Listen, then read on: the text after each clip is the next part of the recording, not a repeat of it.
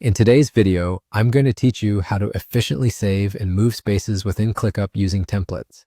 This is a fantastic way to enhance your workflow and keep everything organized, which is crucial for anyone who manages multiple projects or teams. Let's get started. First, open your preferred web browser and navigate to the ClickUp website.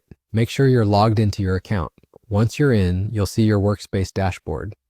ClickUp is designed to be intuitive, but it's always good to make sure you're comfortable navigating its interface because familiarity with the tool enhances productivity. Now direct your attention to the left-hand side where the Spaces menu is located. This is where you'll find a list of the spaces you currently have in your ClickUp setup.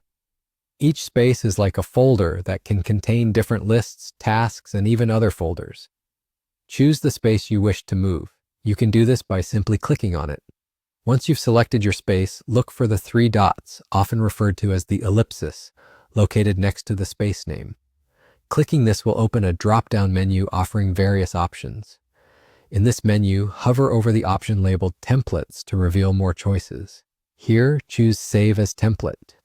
This action will preserve the layout and content of your current space, allowing you to easily replicate or move it to another area of your workspace.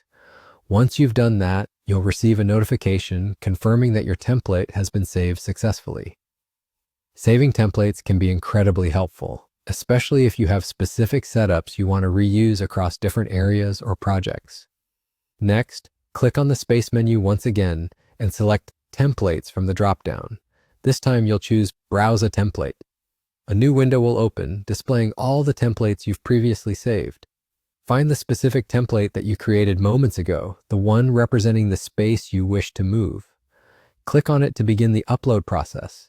This process essentially transfers the template to the desired location within your ClickUp workspace, allowing you to access the same setup in a different space if needed. This feature is particularly beneficial for teams looking to standardize processes across various projects.